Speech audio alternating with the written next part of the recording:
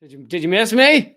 I did, Lee. During my days off, I still came in the studio and pretended like we did a government secrets, even though. Yeah, I kind of figured you would. Is that a weird way to do a day off? So during your intro, when I can't talk, I just collect things I want to say, and then I spooge them all out when you would bring me on. You mentioned blocking people, and yeah, I love that. Like when you block, and I don't fucking give a fuck. I'll block people that like just say shitty comments about me or whatever, and then people are like, he says he believes in free speech, but he doesn't. And it's like, no, dude, you have the right to say whatever the fuck you want, but not on my page, like not in my house. Like I believe in free speech. Go out on the sidewalk and yell all your crazy shit. Yeah, I always use the analogy of the comedy club. I go, you can heckle me at a comedy club and I'm going to make fun of you and get the whole crowd to laugh at you. But if you really won't shut up, I'll have you thrown the fuck out because that's a private business. And you have the right to say whatever you want. I have the right to tell you to go fuck yourself. I'm blocking you. And I think your parents raised a shitty kid. Like that's my right to say that to you. So, and also if you're hiding behind an avatar and a screen name, I think you're a fucking punk. You can't even put, this is me, my name. This isn't a fake. This is who you don't have the fucking stones to put your views out to public consumption. So double fuck you. And, again, your parents, why did they raise such a moron? Wait, so you're telling me I thought all these people's name was Avatar. So where it just says Avatar, that's not their name? Yeah, no, you're absolutely right. The comedy club's a good example. Like I've never been into like, I don't do a lot of crowd work or whatever. And so when someone yells out, I really just think like, oh, you've decided to fuck up my show right now. But I will put up with it and make fun of them for a few minutes. And then usually if it's a good club, they then are like, hey, you're going to leave now because the guy's trying to do a show for people that paid for tickets, and in this case, it's like people come and join the comment thread and want to have, useful debates. And if you're going to be a shithead, then get out of the room. Yeah. That's the other thing too. Like I remember one time somebody got mad before I got demonetized, they put something in the super chats, which I always read, but it was some like offensive joke I didn't want to read about pedophiles or something. And I was like, I'm not reading that joke. And they went, no, that's censorship. No. You don't even understand what the word means. You you're asking me to say something I don't want to say. That's not freedom of speech. Like, right. Lee, you got to read this offensive thing. You got to say the Holocaust didn't happen. And if you don't read it, then you're knocking down my freedom of speech. No. You can make that joke publicly. You can say those things on social media if you want. I'm not. Right. And just because you paid doesn't mean I have to read anything. Right. Like we are prostitutes, but prostitutes have rules. Usually they're like, yes. They're like, no, punching me in the face. Like, yeah. You can't punch me in the face just because you paid for sex. You know what I mean? Like it's like, that's the rule. So yeah. The other thing I thought about when you were talking about how shitty YouTube is, and I don't know why I thought about it now, but I love that, like, while they're demonetizing you and suppressing the fuck out of me, and, apparently out of my hundreds of thousands of followers, 12 decided to watch the last video. Isn't that interesting? So while they're suppressing all that shit, meanwhile, even if you wanted to believe in like the bullshit CNN, MSNBC world, like even if that was the world you believed in, it still doesn't explain why Fox News is like completely monetized, completely supported. I mean, Fox News can do whatever the fuck they want. Their daily videos are like, hey, we discovered that black people caused climate change, and like exclusively black people. And like, that's their videos. And they never get a fucking single strike against the most horrifying racist shit. It's like, they should be deplatformed just for saying Joe Biden is a Marxist. Just that alone is a crime. Like, I wish Joe Biden was a Marxist. Like, like that alone. I mean, TYT, is TYT getting suppressed? I mean, Cenk just called Jimmy a con man on social media. Oh, good. Is that that keeps progressing. They've moved on from Aaron Mate for the moment. Yeah. Yeah. It's just like, they're unbelievable. Like, they get $20 million, burn through it. Now they're begging you constantly for money on TYT. And that's not a con. But Jimmy Dore just having an opinion that a lot of people like and respect and follow, that's a con. Got it. Thank you so much. So, I mean, yeah. And you and I and Jimmy and, you know, have all for years worked with the Young Turks. And it's like, what the fuck? Like, they've just lost the thread. I mean, when you're just screaming and yelling "fuck you" at some of the best journalists that are out there, best independent journalists out there, you've really just, and meanwhile doing fucking you know, rim jobs to Madeleine Albright, you've really lost the thread. You really have. Rim jobs to Madeleine Albright. Is going to be what I'm going to call my firstborn that.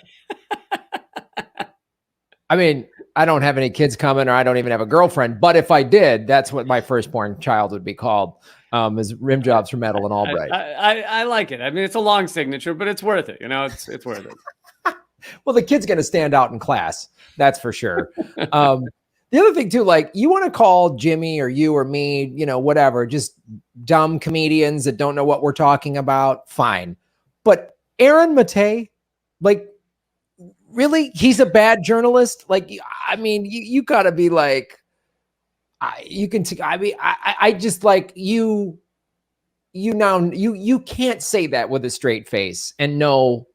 Yeah. And if you're going to believe that, you have to also believe that 4 separate whistleblowers from the OPCW just decided to go along with Aaron Mate's sham. You know, all these professional long-term OPCW employees were like, you know what, this crackpot, he's got quite a thing going. I think I'll just fucking strangle my entire career and dump it in the river because this kid Aaron, it'd be fun to go along with this. You know? I've been wanting to implode my career, so I'm going to hitch my wagon to a fucking freak idiot and just like, yeah. And he's going to ride me just right off the ledge into eternity. Like, I don't think there's much money in it, but you know, it'll be a good time, really. Just destroying my career to stand up for a chemical attack. I mean, a fraudulent chemical attack. Oh, it's kind of great. Like, I've unfollowed, and this is the thing I tell people too: unfollow TYT. Don't give them that analytic. Oh, anyway, folks, this is Government Secrets, episode 44 with Lee Camp.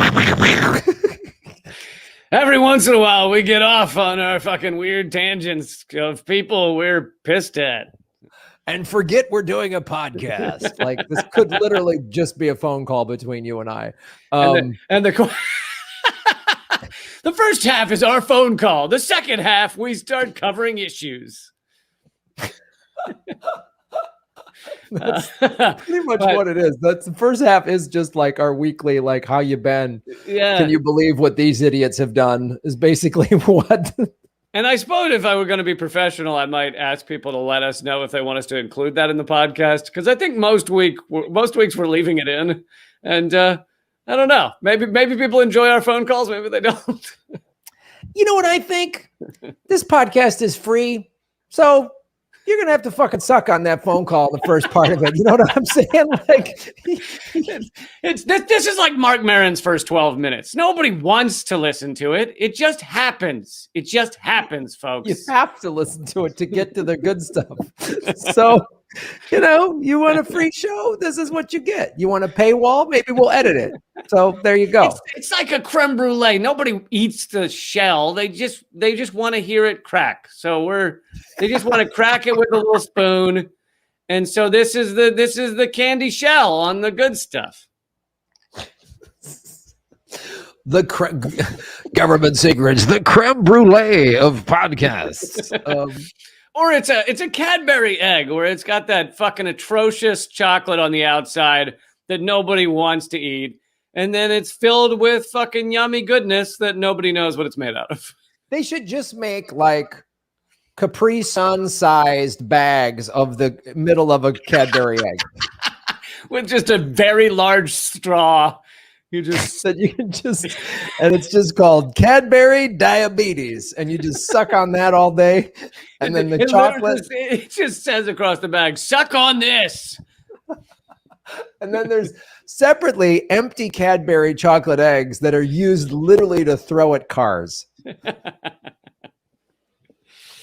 And I say that only because when I was a kid, I was a hoodlum that was always throwing either snowballs at cars in the winter or crab apples in the summer. Dude, weirdly, the only time I was ever on or in a vehicle that got hit by delinquents with snowballs, I was on. My brother had a physically handicapped friend who rode a scooter around because he couldn't walk that quickly. Mm-hmm. But he would take, he was like 12 and I'm like 8 or something. So he'd take us on rides on his scooter. And so we're on the scooter going down the road and some kids start pelting us with snowballs.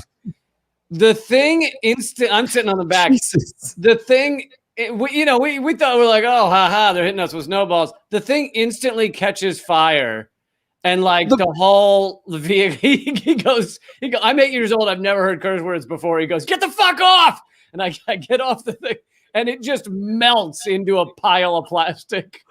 What were they putting kerosene in the snowballs? Like what was being chucked at you? Were you guys like in Northern Ireland in the 70s? Like what happened? It was the IRA, but no, it literally was just, it was a scooter made by his father, who's like an engineer, and it just had like an open car battery attached to it. So they just threw liquid on an open car battery. Wow. Well, kudos to your buddy for driving around a bomb. Yeah, so I don't know if you ever had any big time success like that, but I would be really happy if I would have set somebody's scooter on fire with a snowball, but I didn't. My aim was never that good. Especially the physically handicapped, specifically the physically handicapped. Right. Just to really make it that much worse of what I was doing as a child. But my juvenile delinquency and your near-death experiences aside, Lee Camp, today we're going to talk about the two subjects we wanted to discuss. It's been in the news. One of them has been in the news is what happened in Tulsa. We're going to go into more detail of the Black Wall Street. And then since I just did a show on Oahu, I want to talk about how the United States government illegally stole the Hawaiian Islands. So it's going to be a fun, it's going to be. For last question for our phone call. How was the show? Show was great. It was so, man, was in Honolulu for a little while and was able to do little 10, 15-minute sets, which was great. But I hadn't done 45. I did 47 minutes and it was awesome. Nice. I was able to do some new stuff and then did some stuff I've done in the past. Some of it's older because I was just like forgot stuff. And I was like, I don't know. I got to do this. The toughest part to remember, I think, was some of the bigger bits like, oh, wait, I put that in the wrong order. Yeah. Yeah. But it was the transitions. Like there's certain jokes I was like, I don't remember how I got to that. And I finished one segment and chunk and I got a laugh and I was just on stage like, here we are. All right. So how are you? Like, yeah. But it was fun. I don't remember anything I used to do. So whenever I get back on a stage, it's just going to have to be like all new or something. But I am excited to start doing stand-up again. And Ron Placone and I are putting a tour together for September and October. So it's going to be fun. And there might be one or two Government Secrets lives. We're talking about that, guys. There might be a live Gov Seeks, maybe in the DC metropolitan area. Could happen. Could happen. We might do one at Gitmo. We're going to do a waterboarding episode at Guantanamo Bay. So, yes, indeed. All right. Where do we go? Tulsa first? Let's do it. Yeah, let's do Tulsa first. And, I struggled with whether to here, I'll share the screen here. Well, at least doing that, ladies and gentlemen, hit the like button, subscribe, share this out on your social media. If you're listening on one of the like Spotify or iTunes, give it a 5-star review, thumbs up, all that stuff helps, and share the podcast. We're trying to get the word out on on how awful America is. Although don't put that image up yet. I'll do it later. But Okay. yeah, I struggled with whether to use this as a topic because it actually, for the first time in 100 years, was pretty much widely talked about. It was the 100th anniversary of the Tulsa Massacre, which luckily now, I'd heard about it several years ago, meaning I only missed about 96 of the years since it happened. But I heard about it several years ago, but people would still call it the Tulsa Race Riot, which is hilarious. Acting like this was a real two-sided battle of some sorts. But so yeah, I'm gonna get it. The reason I did decide to cover it is because I'm gonna get into some of the more of the details. A lot of your mainstream media did mention it being the 100th anniversary, which is nice that the mainstream media can now talk about some of our government secrets, our national secrets. But they waited 100 years for it to be okay on mainstream media to talk about this. But so yeah, it's this basically it ends in most people know in an area of Tulsa looking like a bomb had gone off, and this was one of the most successful Black areas of the country. But to back up a little bit, and I'm getting a lot of this from the Black Agenda Report article written by Tim Madigan, if people want to check that out. But to go back a little bit, a Black teenage, this is 1921, a Black teenage shoeshine boy named Dick Rowland had been arrested and charged with assaulting a white girl in an elevator in downtown Tulsa. Now, isn't that how all these stories start? Isn't it like a white girl says she was assaulted by a young Black kid? Right. But even the white police detectives thought the accusation was dubious, which I imagine that was not a high bar to get white detectives in Tulsa to believe a white accuser. But the consensus laser was that whatever happened was innocuous. Perhaps that Rowland had stepped on the toe of Sarah Page or bumped into her. But it didn't end up mattering because after the Tulsa Tribune, and this is where your mainstream media gets into it. The Tulsa Tribune, one of the city's two white newspapers, ran an editorial under a headline residents remembered as, quote, "to lynch Negro tonight." Now, I have multiple problems with that headline, but the first of which is I don't understand the grammar. But it seems like they just took the words that their angry brains were radiating and just threw them into a pile. But that's insane. And also, I mean, it should be noted, and again, this is another reason why we do this show, Government Secrets. This is another story that was kept hidden from all of us for so long. And it's sort of the foundation of this show is you and I both go, wait, why didn't they tell us? Like, why didn't I know this? And then again, if it was brought up, it was always brought up as a race riot. Like, well, there was both sides of it blame, like they love to play that card rather than no. It was called Black Wall Street. I didn't even know what I never even heard such a thing existed until again, a couple of years ago. And I was like, what? And of course, that's a threat. We can't let Black people have success like it's stated in the Constitution and the Bill of Rights, that we have to burn it to the ground. Right. So the part of this that the article does not get into, although it gets into a lot of things, but is that I'm sure what led up to the thing that led up to this was not the kid that bumped into the white woman, which was a nice little, spark to light the flame, but it was all of white Tulsa being semi-furious that there was a Black area of town called Greenwood that had become just hugely successful. I mean, Black businesses just doing great, Black people entering the middle class, maybe the upper middle class. It was one of the only areas in the country in 1921 that had a really bubbling, active, and successful Black area of town that, like you said, was called Black Wall Street. So, yeah, and like they can't let that happen. America, thanks to these dumb racists, has kept America back from leading the world. We could be leading the world today in all of this innovation and everything else. And still today, 100 years later, we got dumb racists running around with their Nazi flags and their Confederate flags and their guns. And that's what's holding America back. America could be leading the world in innovation and technology and all of these things, but instead we're leading the world in handgun deaths, in armed militias, which are basically just guerrillas. That's what we'd call them in another country. We say armed guerrillas if this was some other country, but in America we say militias, like they somehow gives them more credence. And the outward racists are almost the lesser problem than the kind of quiet racists, the Joe Bidens of the world, most of Congress, Donald Trump, although he's a little more in your face about it. But it's like, if people are carrying a fucking KKK flag, then you can point to them and go, pretty sure that guy's a racist. Whereas you look at Joe Biden passing a bill that has imprisoned more black people than anything this country's ever seen. And people go, well, Biden's not a racist. Right. Yeah.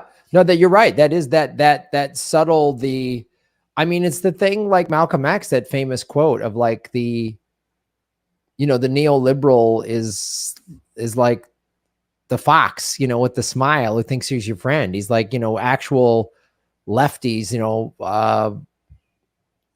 don't equate themselves with that. And we're still battling this today. The vote any blue will do crowd is actually in some ways more dangerous than the person who is overtly racist and says I'm a racist and I'm part of a white nationalist group, because the centrist Dem, that votes for all of these awful bills or supports them or says at least just kick the can down the road, now's not the time for a revolution, they are worse because they allow this kind of stuff to fester. And of course, the Democratic Party, if they would have been the party of kept the like FDR of like bringing people out of poverty and taking care of the working class, we wouldn't have this we have a right-wing fascist country. I mean, like people don't want to acknowledge that. And it's because of stuff like this has been going on. I mean, we lived 100 years ago, but the George Floyd, there's unarmed black men are getting killed all the time today. I mean, the white liberals put a Black Lives Matter sign in their yard and then think that our prison system's working great. Yes. Yeah. And they don't want to look at what political candidates get money from the private prison industry that they vote for. They don't want to see that. They don't want to look at that. They just want to go, oh, Trump's gone. The racists are bad. Yay. Everything's fixed. We got it. Let's all dance in the streets and go back to sleep, America. Yeah. Go back to sleep. So that evening after Roland was arrested, the black community leaders met to discuss a response. Already a white mob had gathered outside the courthouse where Roland was being held.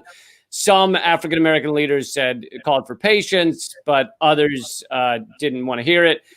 So a cadre of 25 black residents, some in their army uniforms from the First World War, carrying rifles, shotguns, pistols, axes, garden hose, and rakes, drove south from Greenwood and marched the final blocks to the courthouse and offered the sheriff assistance in protecting Roland from the white mob. At about 10:30 p.m., when a second group of 75 marched to the courthouse, an elderly white man tried to grab the gun of a black World War I veteran. A shot went off during the scuffle. Scores of other shots were fired in the panic. Men and women dove for cover. And by the end of it, a dozen people of both races ended up dead. The black marchers retreated to Greenwood. This is starting to sound very similar to the West Virginia mine wars beginning, where like the guys get shot at the courthouse and then all bets are off. So the black marchers retreated to Greenwood. A lull set in until 2 a.m., but tensions rose in the darkness, and then a whistle rang out, which many say, the consensus is it was a whistle basically calling the white people of Tulsa out to join the mob. Armed black residents hiding on the rooftops had guns to repel the mob, but the mob both had superior numbers and also machine guns, which I feel like were not common in 1921 in your average person's collection. I have like 2 or 3 now, but I think back then it was more rare. I was given one for my 5th birthday. Yeah. Because the snowballs just weren't getting the job done. The kerosene. Yeah. Yeah. When I was a young kid in the IRA, they're like, here you go. So the white people had machine guns. They also had biplanes belonging to the local oil company, which circled overhead and rained bullets and dropped incendiaries down. So yet again, you have Americans essentially from the air bombing fellow Americans, but they didn't have bombs. They just had regular incendiaries. But so members of the white mob, which included teenage boys and some women, went from business to business, church to church, home to home, hefting weapons, torches, and containers of kerosene, rousting African-American shop owners and residents, and killing those who resisted and killing some who didn't even resist. A white Tulsa resident named Walter Farrell, who was a boy at the time of the massacre, recalled years later how he used to play every day with 3 black children who lived across the street from him in Greenwood. On the morning of June 1st, Walter watched as a carload of white men entered the home of his friends. Then he heard a series of gunshots. Then the house was engulfed in flames, and no one ever came out. So that's indicative of many of the kind of first-person stories of what went down. After the fires burned out, Greenwood, known at the time as Negro Wall Street of America, on account of its affluence, resembled a city flattened by a massive bomb. And you can now pull up that photo of what it looked like. Just wow, fucking crazy. I mean, everything's gone. It just really was like a bomb had gone off. The mob had burned more than 1,100 homes. 215 were looted but not burned. 5 hotels, 31 restaurants, 4 drugstores, 8 doctor's offices, a school, 24 grocery stores, Greenwood's hospital, public library, and a dozen churches. In all, 35 square blocks were razed to the ground. Most of the area's 10,000 residents were left homeless. Estimates of loss in property range from $20 million to $200 million. There's no complete tally of how many were killed. The best estimates put the number at as many as 300 people, and the vast majority of them were black, obviously. The exact number of casualties and the locations of their remains may never be known. Many Greenwood families simply never saw or heard from their loved ones again and were condemned to live with uncertainty about their fate. And that, as this author says, that was the first act of Tulsa's willful forgetting, to bury the truth of what had happened. And now we get into kind of what happened afterwards and partially why we've never heard of this until people started talking about it this year or a couple of years ago.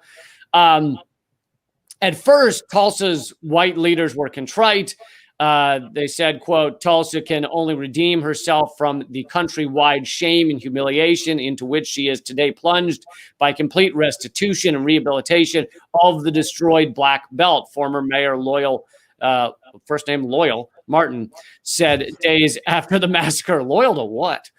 The rest of the United States must know that the real citizenship of Tulsa weeps at this unspeakable crime. Okay, so that's what the politicians said. But by July, the city had proposed building a new railroad station and white-owned manufacturing plants where Greenwood homes and businesses had stood.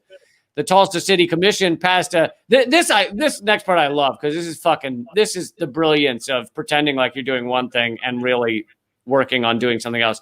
The Tulsa City Commission passed a new fire ordinance mandating that residential buildings be constructed with fireproof materials, because that was the real problem. If those buildings just hadn't been so easy to catch on fire, then all of this trouble could have been avoided. All it took was one Molotov cocktail and it would go up in flames. I don't even understand why they were built out of such flammable materials. Well, they shouldn't have built these homes underneath planes that were going to bomb them. That's the problem. You shouldn't build your homes. Yeah.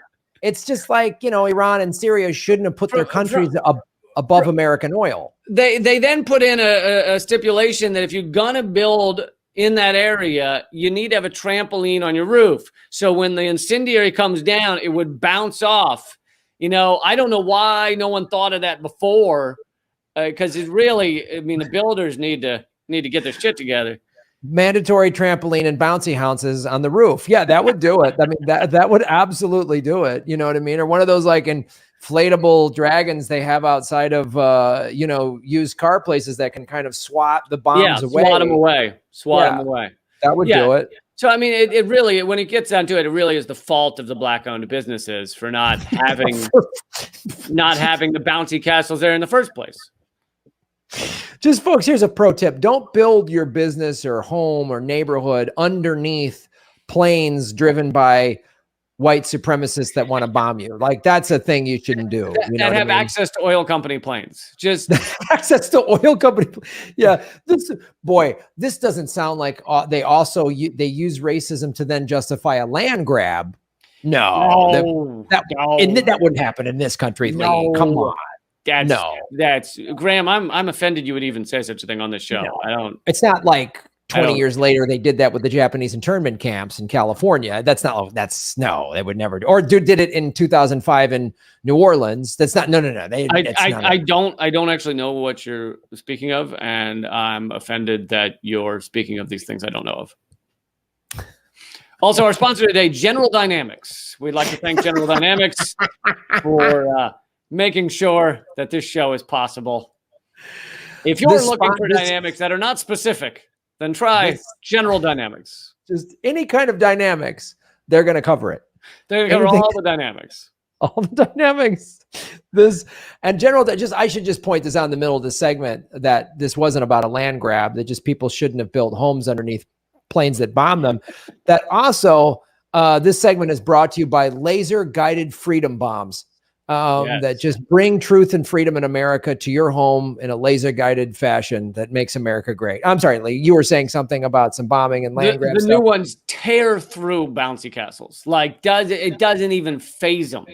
A trampoline is nothing to the new ones. Thank God. Hear. So they came up with an ordinance that said you have to build these buildings out of fireproof materials, ostensibly as a safety measure, that had the effect of making it too expensive for many Black families to rebuild. How fucking maniacally genius, dastardly genious is that shit? We want to protect you, so your new home, when you rebuild, needs to be built out of gold plating, because that is not flammable. And it ricochets bullets too. So gold plating on all the homes, only in Black areas, and you can rebuild. It's like, oh God, like, so this Black Wall Street, if you're a white business owner in the 1920s, you should be like, well, let's do business. We'll all do business together. Like, that's like letting Black be anybody, Native American, whatever, thrive and do well. That's good for everybody, right? Even if you're just a straight capitalist, right? You're like, well, if everyone's got money, they got money to spend, they're doing well. Like, but you're missing the problem with it, which is the poor whites who have been torn up by our capitalist system, and middle class whites look over across the street at Black people doing well, and that does not sit well with them. That's absolutely true. Yep. So rather than try to join in and make your own, I mean, this is where suddenly we don't hear the bootstraps argument anymore. It's just I thought, that's what the Black people did. They pulled themselves up with their bootstraps. I'm sure in 1920 in Tulsa, Oklahoma, there were freed slaves or relatives of freed slaves.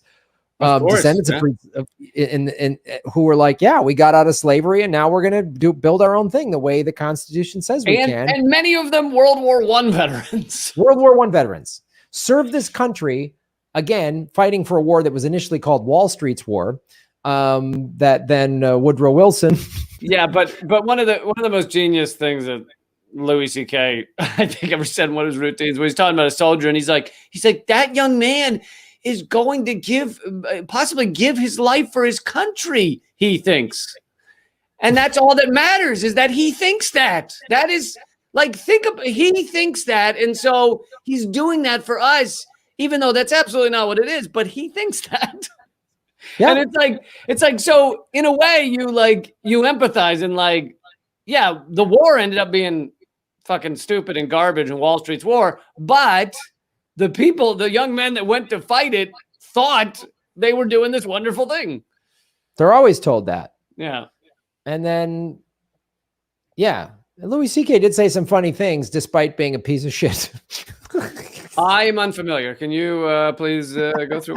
Yeah, no. Turns out Louis C.K. liked to jack off on people that didn't feel that they could say no. So, yeah, he's a fucking piece of shit. But they should have bombed Louis C.K. Anyway, they. This podcast took a turn. A real dark turn. So they said they had to build them out of these fireproof materials that they couldn't afford. Luckily, some black lawyers. Here's the other problem: is when you start having successful black people, then you end up with things like black lawyers that will defend the black community that white people also don't like. Can't have that. It's why under slavery they tried to make sure that they couldn't even learn how to read, but it was only when black lawyers rushed to block the ordinance in court that, and I guess succeeded, that Greenwood could begin to come back to life. Then in a matter of months, once reporters from national newspapers disappeared, the massacre disappeared with it, vanishing almost completely for more than half a century. The history has remained hard to find, as if the events are too horrible to look at and the depredations too great to comprehend. And yeah, it really was kind of erased from our history. Now, at least in Oklahoma, apparently the kids in school have to learn it nowadays. That started in like 2005 or 10 or something. But that is not the case in most of the nation. And I think as our mainstream media decided to cover it for this 100th anniversary, a lot of America heard about this for the first time. Yeah, I didn't study it in school, and I went to a junior high that was 60% black and a high school that was 40% black, and we never studied this. I didn't know anything. We had Black History Month, and we still never studied this. Never knew about it. And I want to show you, let's see, I'm going to share a different one. New York Times article on, just recent one on, what? Oh, fuck, never mind. I was logged in on another page. Oh, well, the New York Times article says that they just found 27 bodies. They've been searching for the bodies in mass graves. Because basically, while the white people in Tulsa, like the mayor and stuff, were saying, oh, we're so ashamed, this is so horrible, the people were still busy, like, taking truckfuls of bodies, and no one really knew where they were taking them, and dumping them into mass graves. So they've found, this is just recently, found 27 of the bodies, and are trying to deliver them back to families and stuff. But yeah, it could be as many as 300 people. Unreal. And just like, that's all America does, just keeps making things worse. Could have let people thrive. Everybody could do well. Everyone could be doing well in America, but we just got to keep. America's like the person that spends all this time cheating on tests, and then they get caught and they lie and they go through this whole thing, and you just sit them down and go, all you had to do was just study hard and you would have gotten decent grades on that test. If you spent half as much time studying, doing the right thing, you would have done all right. But instead you spent all this time doing all these. It's like America is addicted. Well, it's addicted to racism. It's addicted to violence. It's addicted to chaos. It's addicted to just. But I do want to throw in here that it feels like we're just addicted out of the blue to those things. But those things are by design, because in a capitalist system, you inevitably are going to have a tiny number of people with an exorbitant amount of wealth, and then some people in the middle, and then a large swath, often 50% of the country, that is just struggling from day to day, doesn't know if they're going to pay for healthcare, have seen family members die because they can't cover healthcare, or their house gets flooded and they are homeless, and that's the end of it. And so just struggling so horribly. And the moment that even a small percentage of them, 50%, but honestly, if it were like 20% or 10%, decided this is really fucking over, we've really had enough of this, and we're going to direct our anger at the ruling elite, at the oligarchy, at those people with millions upon millions of dollars, the moment that happens, the whole thing is done. The whole thing collapses, because you just can't keep it going once people direct their anger at the ruling elite, who are the ones that are overseeing the systems. And so in order to stop that from happening, the only thing you can do is redirect that anger. And where do you redirect it? You tell people to redirect it into racism. Back then, it was, oh, look at those black people, because there weren't quite as many, immigrants coming from Latin America and stuff. Now it's a lot of, it's still a lot of anti-black stuff, but a lot of anti-immigrant stuff, a lot of anti-Muslim stuff, anti-other countries. You've got to redirect the anger, or people see the holes in capitalism and the whole fucking sham, fraudulent shit system collapses. Yeah, and that's why they always keep us divided, distracted, and afraid. I mean, so we all are fighting with each other, because if we ever got together, their thing's over. I mean, if everybody just said, no, it's over. They know a general strike could shut everything. Americans could shut it all down, but they're... Even a small general strike, like a general strike where like fucking 10% of the workforce was involved. Yeah. They were trying to do like every McDonald's worker going on strike, and it didn't really take hold. But imagine if they got that, or just Walmart. Everybody didn't show up to Walmart, or everybody didn't show up. Amazon job, right? Everybody at an Amazon fulfillment center just said nope, all on the same day, and did that for 2 weeks. What that would shut down. I mean, Jeff Bezos would drastically change his tune. But Americans, because they've been so propagandized, are easily divided. They'll easily jump onto a bad team. They'll jump on the red team or the blue team or the QAnon team. They're all just propaganda tools to get people to, the QAnon people are just convinced that they know the truth, and all of us are just suckers. They're just convinced of that. And oh my God, you ever want to see how, I don't know, how certain idiots can be of their beliefs? There's that documentary on Netflix about the flat earthers, but it shows some of their conferences, and like there's rooms full of people that bring their kids and hear speakers talk about how the earth is flat and cheer and pat each other on the back for not giving in to the propaganda of a globe. It's insane. And then you see how sophisticated it is. And I have a hard time believing that like flat earthers and stuff, that there aren't at least somebody in the intelligence community fueling that to keep people divided. It's just their whole, it seems like, especially if you look at all the leaked documents. I've talked to Susie Dawson, who's done a lot of research on this for the last 10 years. And another reason to support panquake.com is she goes, Graham, if you look at their Freedom of Information Act documents and all this stuff, it's all just about dividing and causing chaos and getting people fighting with each other and picking crazy sides and having two crazy sides and getting people to pick one. And there's no doubt that the flat earther thing is part of that. QAnon is part of that. I mean, January 6th, we've talked about that. The head of, the Oath Keepers and the head of the Proud Boys were FBI informants. We're supposed to believe that the intelligence community didn't help fuel that. Right. Event. It's not. And a lot of people think like, oh, well, they didn't create this stuff. I don't think they create much of it. I think that they find out what's going on and they just try and foster it. They just, they just fan the flame. They get one of those old timey little accordion things that blows on the flames, and they just sit there at their desk online, just going like this. Is this a giant one of those at NSA headquarters? Just and so that they can get the people who are naturally questioning the garbage propaganda we get from either our State Department or our mainstream media, which are just stenographers for the State Department. And anyone questioning that, they try and funnel them into just like lunacy, just like garbage bullshit. I mean, it used to be, remember for a long time, it was lizard people. There was all the people talking about, no, lizard people are real. And well, they are.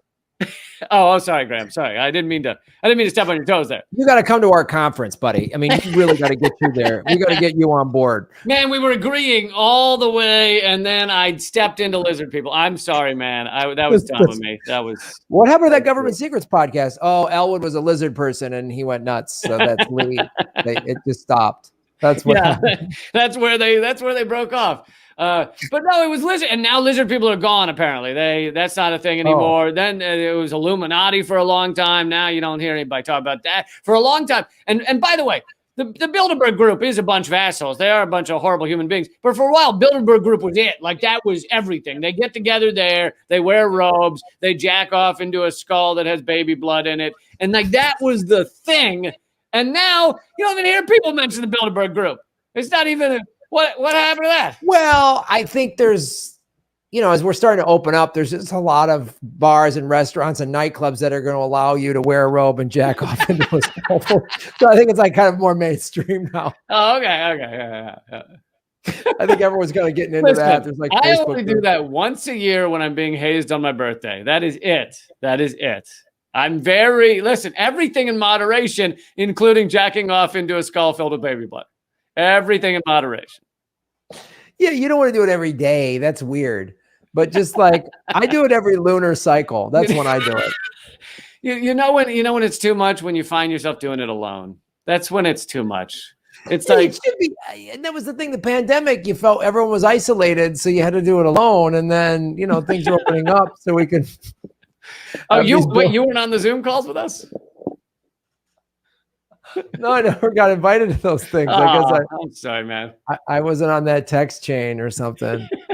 But yeah, don't forget everybody to go make your own Bilderberg ceremony with your friends, with your pals. It's like build a bear. You build a berg. You go build a berg in your own basement.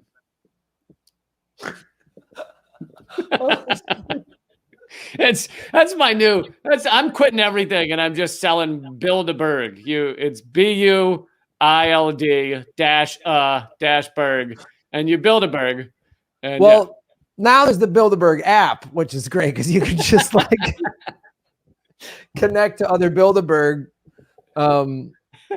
jack off baby blood skull groups, you know what I mean, in your neighborhood. It's like Yelp. It's like By the way, none of this is to be confused with Bill DeBerg, who is that strange Jewish guy that I met on the train. This has nothing to do with him. Nothing. No. He's a good guy. Good guy. Double B on the train. He's a good guy.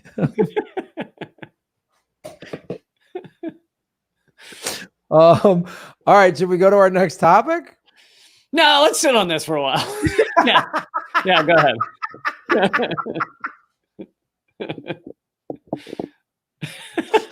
Let's just sit in silence and think about what we've just said. This started with lizard people, and now there's a Bilderberg app. All right. Well, I'm in. Folks, hit the like button. Oh my God. It just occurred to me. Do you remember the Bilderberg places? I always saw them in the mall, and they have the bear, Build-A-Bear place. They have the bear skins like hanging off the walls. And the thing is, you go in and you pick a skin, and then you put a stuffing gun like up its ass, and you inflate your teddy bear. So the Build-A-Bear had all these just lifeless skins hanging off hooks in the store. And so I pictured Bilderberg would be like the lifeless skins of the oligarchs just hanging on the walls. And you go and you fill them with demon seed or whatever. Don't tell me I lost you on that. So there's a demon seed gun at this weird Bilderberg like prairie style trading post with just pelts hanging from the smoke. It's actually just Dick Cheney's cock is the demon seed gun. I should have led with that. Okay, so when Dick Cheney shot his buddy in the back, he was basically just shooting a Bilderberg gun at his buddy, right? Is that what? Yeah. Try to fill him with Bilderberg seeds. All right. No, he shot his buddy in the face, Graham. Get it straight. He shot him in the fucking face, and then the dude came out of the hospital and apologized to Dick Cheney. Like, that is power. That is power. You shoot your friend in the face, and he apologizes to you. That's insane. I mean, if anybody deserved to have a Bilderberg gun shot at them, it's Dick Cheney. But he is the Bilderberg gun. He's all demon. So since I was doing a show in Hawaii, I wanted to talk about what happened let me bring this up here. There's an article that I wanted to bring up. So where is the year? Boo boo. Hold on. And by the way, if you want any of those slides, I can share them. Yeah, but there isn't like text in the slides. They're just kind of photos. So I wanted to go into the specific. Shit. Well, no, the ones I have are just the ones I have are just 3 photos. Okay. Let me open this up real quick. Sorry, I thought I had it. Okay.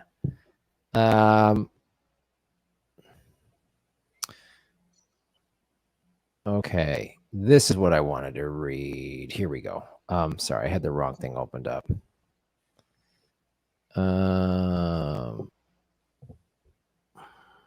Hold on. Sorry, everybody. In the meantime, follow Lee and I online. Should I get on my ukulele? Or... All right, let me get. So this is damn, this document. Yeah, everybody. After the show is over, check out leecamp.com. There's some lovely stuff over there, including tonight, a new episode of Redacted Tonight. Yes, check that out. All right. Here's what I wanted to read up. Okay. So this was the July 6th. It's called the Bayonet Constitution. Rebels pressured King David Kalakaua to sign a constitution that reduced Native Hawaiian sovereignty. And you can put up his photo if you want. It's up there. Okay. So what basically happened at that point in the late 1800s, Hawaii was its own country, and it's still actually recognized in some places today as its own country. So the guns surrounding King Kalakaua on that fateful day belonged to members of a militia nicknamed the Honolulu Rifles, made up largely of what? Oh, this is going to sound weird, Lee. Made up of white settlers. Boy, we didn't just hear that in your story. Stop. What were the name of the people, the indigenous on Hawaii? Well, they were just indigenous Hawaiians, and there was a royal family, right? So actually, the Iolani Palace is the only royal palace on American soil right here in downtown Honolulu. So the successor as monarch was his sister, Queen Liliuokalani.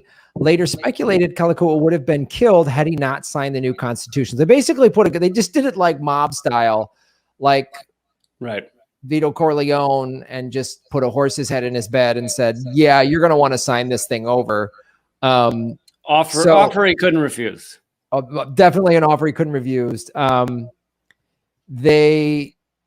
the the Honolulu Rifles were affiliated with a group called the Hawaiian League, which drafted the new constitution to transfer power from the monarchy to the more settler-friendly legislature. The document settler-friendly is a nice way to do it. It's also I also love that the word settler has settle in it, as if it's very calm when people come and take over your whole nation and your community and destroy your culture. It's that really settles things down. Just everybody settle down. It's like been kind of crazy. Yeah, it's crazy because you're trying to steal our land. Well, there's two sides. Everybody just no, we don't want to sign this document. Well, just let's not. No, we don't want any more bloodshed. It's you caused the bloodshed. No, yeah, you made it crazy. But we're gonna. It's gonna be nice and easy now. It's gonna be nice and easy. I love a good corporate scrubbed term for just like genocidal colonialism. It's settler friendly. You know what I mean? It's you know, Jeffrey Dahmer was a foodie. He was leftovers friendly. He honestly, he was environmentalist because he would keep the leftovers for a long period of time. He wouldn't throw them out. Most people throw them out. Well, like Mother Nature has no waste. That's what Jeffrey Dahmer was doing. He was just using everything. He didn't waste anything. Yeah, he wasn't. When you're done with your boyfriend, you don't waste him. Yeah, you keep his skull in the freezer. You use every piece. You boil a skull after you fucked it. I mean, that's what you do. That's what skull fucking's all about. Anyway. All right. There's been. I've crossed the line. Two orgasms into skulls in the last 3 minutes. So I think that's our quota. That is our quota. We're gonna get notes from the network. General Dynamics is like, you guys really crossed the line. People can't handle this kind of brutality on your podcast. Yeah, the truth. So the document also granted suffrage to foreigners, generally American and Europeans, by linking the right to vote with property ownership. Oh, that old chestnut, that old game. Isn't that fun? When you have a good playbook, don't switch it up, Graham. Don't change it. If it ain't broke, don't fix it, Lee. You know what I mean?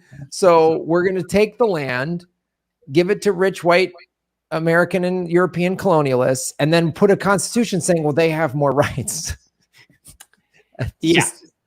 Yeah, because, and there's also so much hilarity in like the idea, like, you can only vote if you own land. Well, we owned all of the land. Like, it's all ours because we were here and then you showed up. So it's really all ours. No. You can only vote if you have this piece of paper that we just wrote up saying you own land, and you don't have any of these pieces of paper.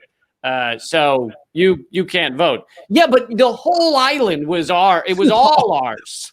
We all lived off of it. We didn't need documents. We just worked off the land and we all worked together. Yeah, we have a piece of paper that says we get it and we get to kill you. And sorry. So you guys should have had those papers drawn up before we came here and stole your land. Yeah, but instead of the paper, I have a lineage that goes back 1,000 years, like on that plot of land, like right there. Yeah, again, like we need a piece of paper. We need more settler-friendly contracts. Yeah, it's just you could write up your own piece of paper, but I have to sign it, and I'm not going to do that. So yeah, it needs to be officially signed by me. Once again, this was our land until you assholes showed up with all of this bullshit. See, we're settlers, and you are not acting very settled right now. So I'm going to ask you to go calm down and just let us handle this, okay? We're settles.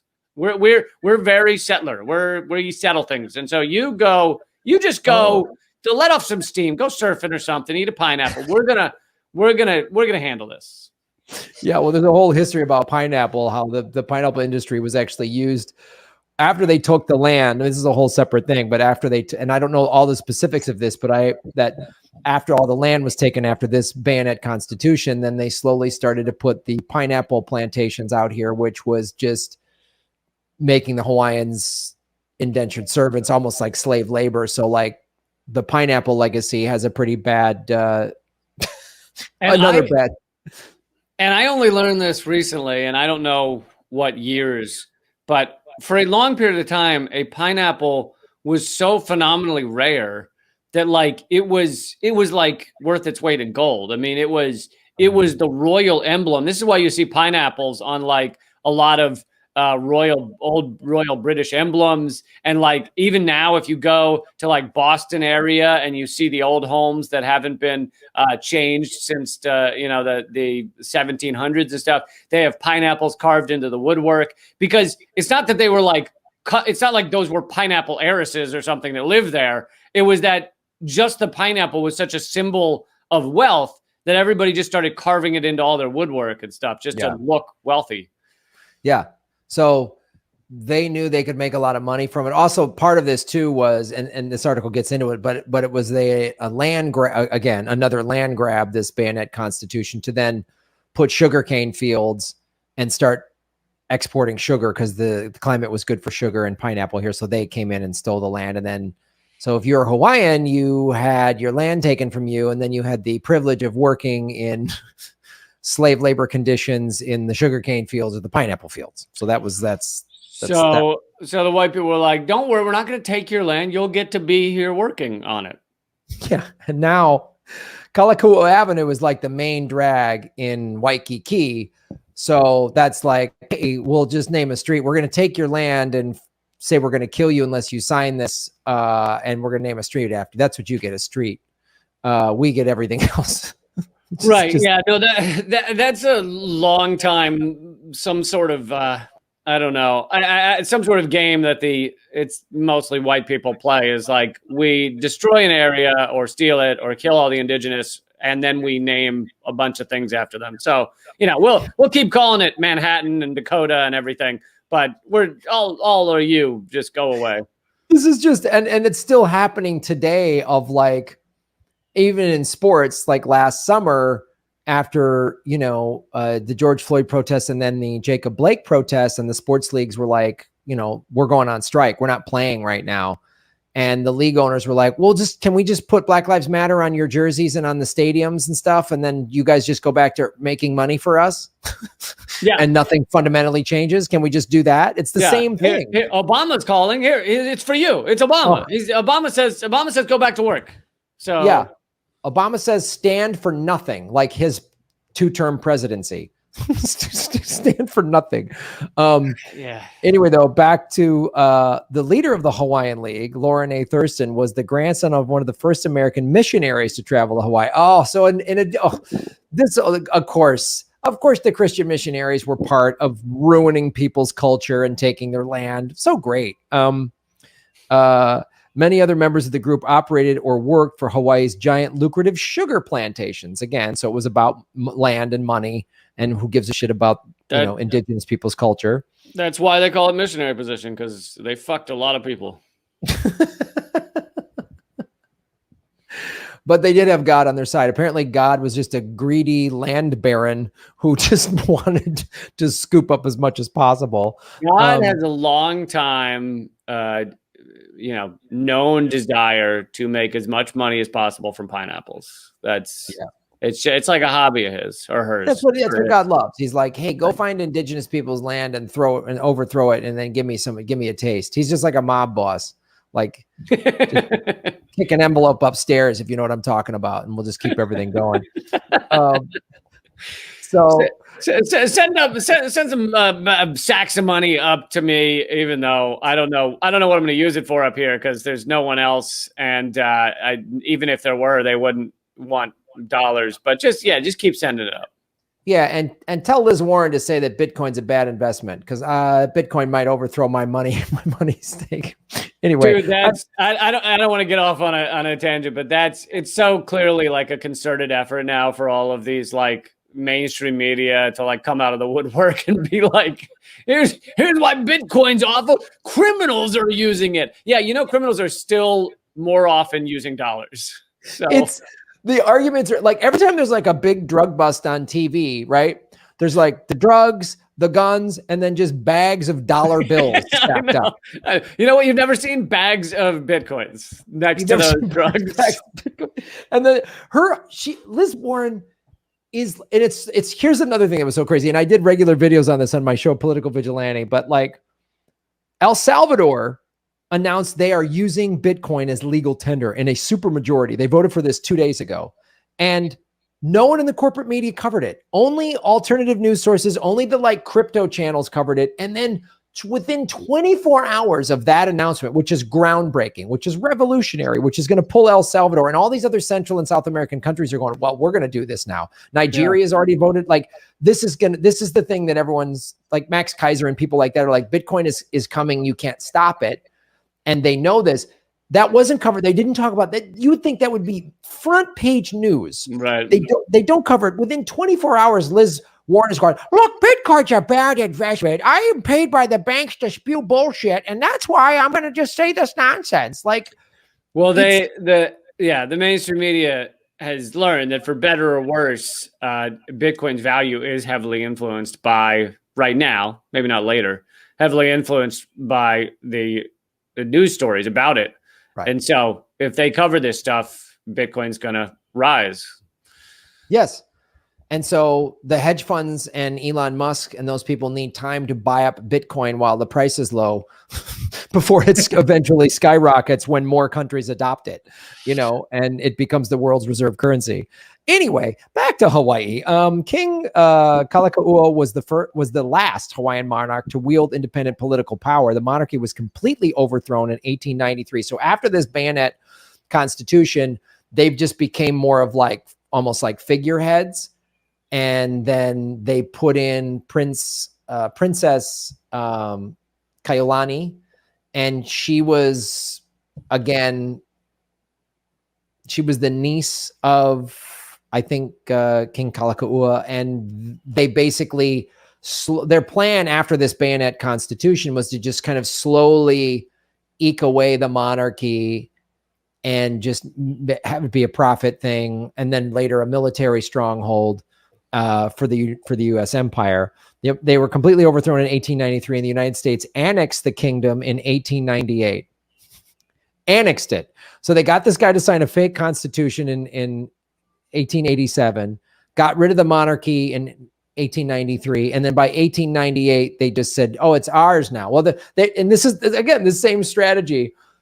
Well, I guess there's no king and queen anymore. I guess they don't want a king and the queen, so we might as well just take it. Like this is like it's CIA. There's really no difference to somebody walking into your house and saying, "This is mine now," and you go, "No, it's not," and then they go, "Look at the size of my gun," point at your face, and then you go, "Okay, this is yours now." Like, yeah, exactly. And then that's all it is. After you steal the house, you go, "Well, the guy just gave me his house, I guess." Like it's insane. And his fridge is filled with pineapple. Well, there's more to this too. I want to get into this real quick. I want to get a little more detail, and I'm going out of Wikipedia, which we know what Wikipedia is about. But again, back to the June 30th, 1887, the group of white soldiers that I talked about was the Hawaiians League, and they were members of the Reform Party of the Hawaii Kingdom, demanded that King Kalakaua, the dismissal of his cabinet, headed by controversial Walter M. Gibson. The concerns about Gibson stem from the fact that he supported the king's authority.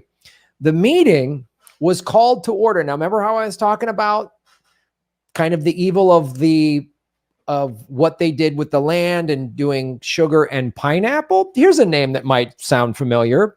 The meeting was called to order by Sanford B. Dole. I knew you were going to say Dole. Yep, cousin of the 9-year-old James Dole, and chaired by the Peter Cushman Jones, the president of the largest sugarcane plantation. So once again, big corporations came in and said, we need this land, concoct some nonsense, get some groups wound up or whatever. And the Hawaiian League of Americans control the vast majority of the Hawaiian Kingdom's wealth. Lauren A. Thurston, who I mentioned earlier, the main instigator of the subsequent overthrow of the Hawaiian monarchy, prepared a list of demands to the king. The meeting also insisted a new constitution be written, obviously, which is that. On the next morning, July 1st, a shipment of arms was discovered from a neutral Australian ship. Sure, it was neutral.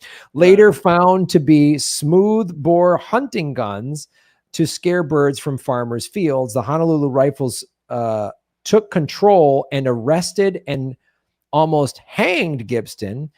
King Kalakaua called in U.S. Minister George W. Merrill and the British, French, Portuguese, and Japanese representatives and requested help, but they suggested that they should comply with any demands, which he did. So all these countries, I'm sure Dole and the Sugar Cane guys went, hey, other countries, you'll all get a nice taste if we get rid of this king.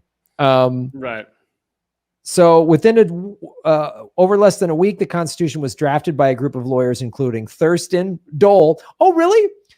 The pineapple guy helped draft a Constitution. Now, that's weird. It's not like that's not happening today. It's not like there's think tanks full of lobby groups that are drafting laws in America today, right? Like that's overly, right? Well, listen, Graham, when there's just like a lack of ideas, then it's whoever had the ideas. So they just came with an idea. Here's your Constitution.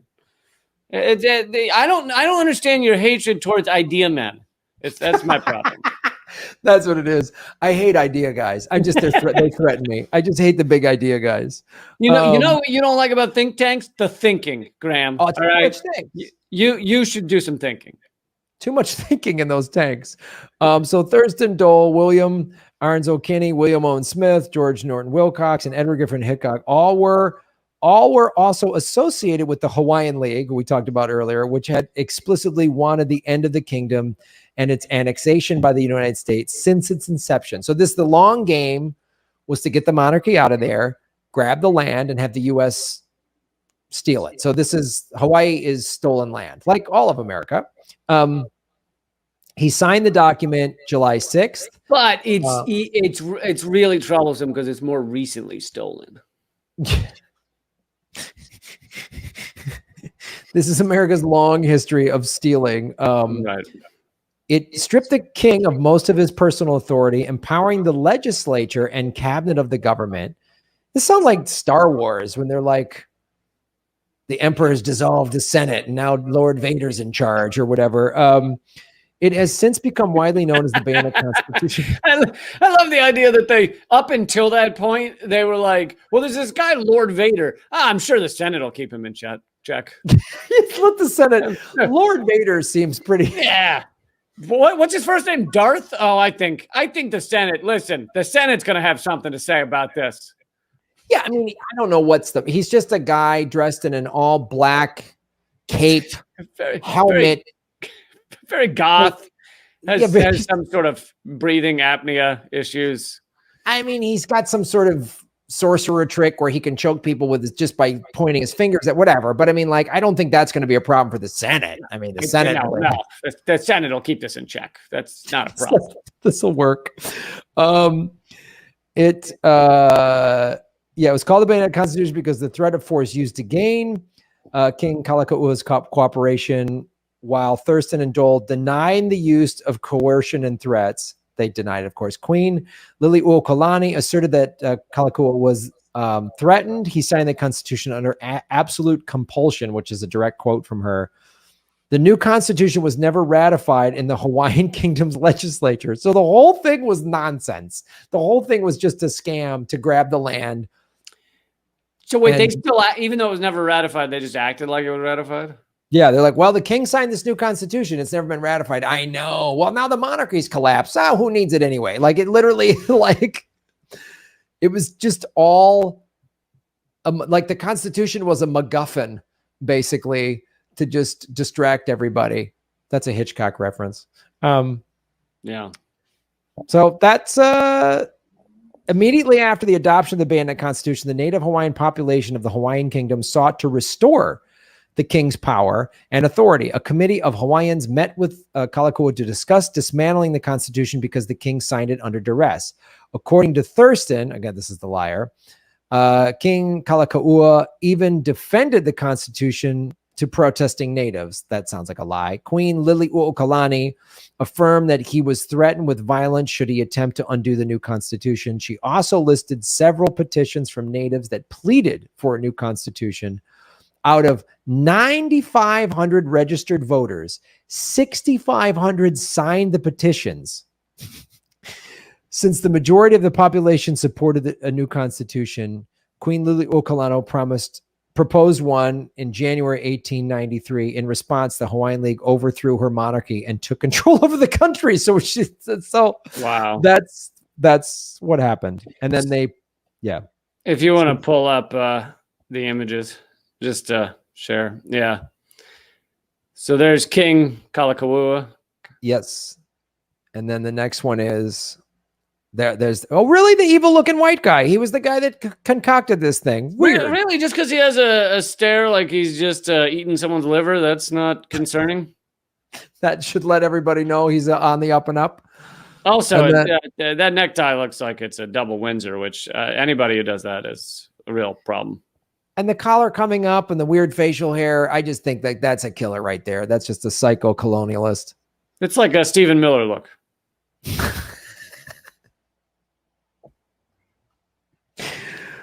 Yeah, members of the Hawaiian League. Oh, look at that. You notice the skin color of the Hawaiian League. That's weird. The skin color. Wow, it's all white guys in the Hawaiian League, and like one Asian dude in the middle. Great. That's the Hawaiian League that they were given bayonets. And then is there another photo? That's it. That's it. Oh, so there it is, ladies and gentlemen. There is how the state of Hawaii was stolen by a bunch of corporatists and colonialists and criminals. I am noticing a theme, I feel like. A combination of stealing of areas and lands and burning people to the ground. Seems to be mainly for corporate profit. Like, it seems like profit does play some kind of role in this. Have we covered this story before? It's tough to say what the profit role is. I think it's like a side note, kind of. You know? Yeah. And they always concoct every one of our stories. There's always some elaborate thing to just steal something. It's always this elaborate scam and this constant, and then always with this appearance of, well, that's what the guy signed it or whatever, like they voted on it. No, you stack the council or whatever the thing is that they stole. And that game plan is still used today in things as simple as the bill to help the post office that then required the post office to pay their workers' pensions 75 years in advance, which then bankrupted the post office intentionally. And weird. And this, I don't know, God, this sounds familiar, like the Dole guy being part of the Bayonet Constitution, and then the heads of the post office that suggested this were like stock owners in FedEx and UPS, which that seems like it's weird. I mean, that coincidence. It's this whole nation's built on coincidences. Very, very odd. It's very odd coincidence. It's one like episode of Three's Company. Like it's always a wacky turnaround. It's one sort of French rom-com-y kind of thing. That's this whole country is just a rom-com. Like, whoops, who knew? How did this happen? It's always a bunch of coincidences that the people who have financial. Yeah, I mean, like with the Move bombing where they burned down the whole city. I mean, the whole area of the town connected to the Move household. It really just had to do with the fact that they were playing the music too loud. Coincidentally, they were a black, socialist community, but that had nothing to do with it. Coincidence. So what you're telling me is just a speaker issue, just some like a technical subwoofer issue. Yeah. It was a subwoofer issue. The Move bombing was. It makes sense. It totally makes sense. So man, so that's this is a power-packed bonus double round episode of two massive government secrets, but same plot points, very similar plot points between Tulsa and Hawaii. Like, there were some similarities and similarities to many stories we've told before.